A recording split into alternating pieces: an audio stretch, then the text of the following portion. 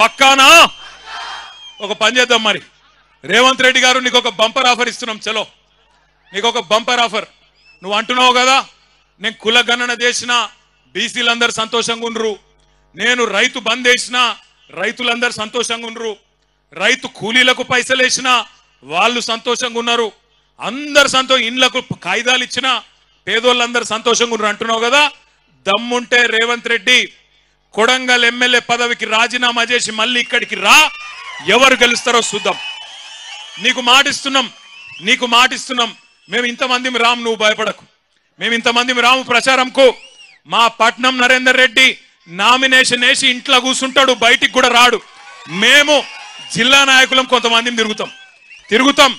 గెలుచుడు కాదు నేను చెప్పేది. 50,000కు ఒక్క ఓటు తక్కువ వచ్చినా నేను రాజకీయ సన్యాసం చేసి మళ్ళా రాజకీయంలో కూడా ఉండా. ఇది వాస్తవం. ఈరోజు కొడంగలే కాదు రాష్ట్రం మొత్తంలో వాస్తవం ముఖ చిత్రం ఇది.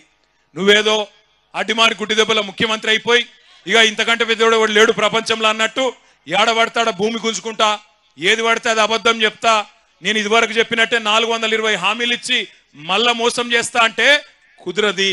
ఇవాళ రైతులు అడుగుతున్నారు, రాష్ట్ర వ్యాప్తంగా గర్జిస్తా ఉన్నారు. మీరు చూస్తున్నారు వీడియోలు, ఆ వాట్సాప్లలో వస్తున్నాయి ఆ వీడియోలు, ప్రజలు మాట్లాడేటి. అవి ఏం తిట్లా నాకు అర్థం కాదు. అవి ఏమన్నా తిట్లా? ఇంకోడు మనిషి అంటోడైతే బకెట్లో 2 మగులు నీళ్లు పోసుకొని దుంకి చచ్చిపోతుండే. ఇక రేవంత్ రెడ్డి కాబట్టి ఇక నడుస్తుంది, రేషం లేని బతుకు కాబట్టి నడుస్తుంది. నేను అంటున్నా, ఒక్కసారి ఆలోచన చేయండి.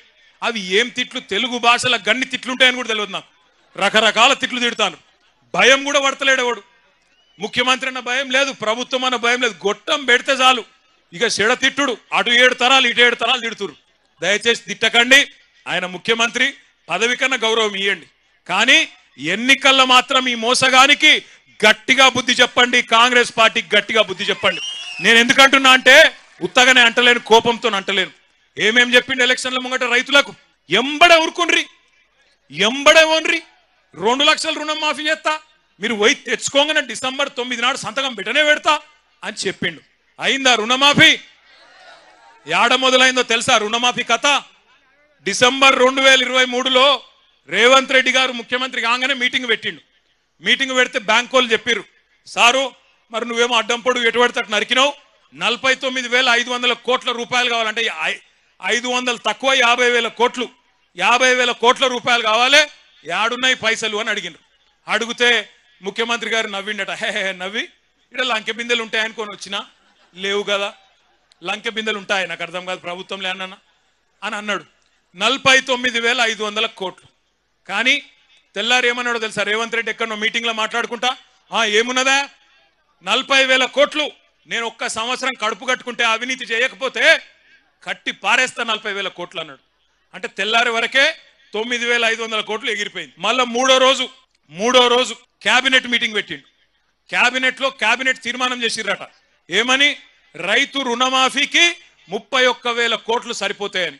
ఇంకో 9,000 కోట్లు మింగిన రాయంత. ఆడికెళ్ళి మళ్ళా బడ్జెట్ పెట్టిండు అసెంబ్లీలో. బడ్జెట్లోకి వచ్చే వరకు 26,000 కోట్లు అని పెట్టిర్రు. మొన్న చూస్తే ఇక్కడనే కొడంగల్కి వచ్చి మాట్లాడుతుండు రేవంత్ రెడ్డి, నేను 18,000 కోట్లు ఇచ్చేసినా అయిపోయింది రుణమాఫీ అని. అవతలనేమో బట్టి విక్రమార్క గారు ఉప ముఖ్యమంత్రి గారు సావు కబురు సల్లగా చెప్పిండు, 18,000 కోట్లు ఎక్కడి, మనం ఇప్పటిదాకా 10-11,000 కోట్లు కూడా వేయలే అని బ్యాంకు వాళ్ళకి చెప్పిండు. యాడ 49,000 కోట్లు, యాడ 11,000 కోట్లు, చారాన కూడా కాలే. నేను చెప్పేది కరెక్ట్ అయితే గట్టిగా సపోర్ట్లు కొట్టండి. కరెక్ట్ అయితేనే, అవద్దని చెప్పొద్దు మనం. కరెక్టేనా? వినబడతలేదు, గట్టి కొట్టాలి నిజమైతే. రుణమాఫీ చారాన కాలే. అయితే నిన్న మా సబితక్క గిట్లనే ఒక మీటింగ్ పెట్టింది. ఆ చేవెళ్ళ కాన్స్టిట్యున్సీలో నవాబ్పేట అని ఊరు ఉంటుంది, ఆడ ధర్నా పెట్టింది సబితక్క పోయి ధర్నాలో కూర్చొని రుణమాఫీ అయిందా కాలేదా అని అడిగితే ఎదురుగా ఒక రైతు లేచిండట. లేచి అక్క అయిపోతుంది అక్క అన్నాడట. ఎప్పటికి అయిపోతుంది తమ్మి అంటే ఫిబ్రవరి 31 వరకు ఖచ్చితంగా చేస్తాడక్క రేవంత్ రెడ్డి అన్నదట. ఫిబ్రవరిలో 31 రోజులు ఉంటాయి. మీరు అమాయకులు ఉన్నారు కొడంగలోళ్ళు బాగా. ఫిబ్రవరి 31 అంటే కూడా నమ్ముతాడు. ఫిబ్రవరిలో 28 రోజులు ఉంటాయి. 4 గంటల ఒకసారి 29వ రోజు వస్తుంది. 31 ఆడు ఉంటుంది. రేవంత్ రెడ్డి కథకి ఇట్లుంటది. తులం బంగారం అన్నాడు, వచ్చిందా? పెళ్లి లగ్గాలు ఆగిపోయినాయి, అవుతున్నాయా? మరి ముఖ్యమంత్రికి తులం బంగారం దొరుకుతలేదా? ఏడా బంగారం షాపులోడు నమ్ముతలేడా? ఏంది పతార లేదా ముఖ్యమంత్రికి? తులం బంగారం లేదు, స్కూటీ లేదు, రుణమాఫీ లేదు. ఏమన్నాడు ఆ రోజు రైతులను? కేసీఆర్ బిచ్చమేసినట్టు 10,000 ఇస్తుండు, నేను 15,000 ఇస్తా అన్నాడు.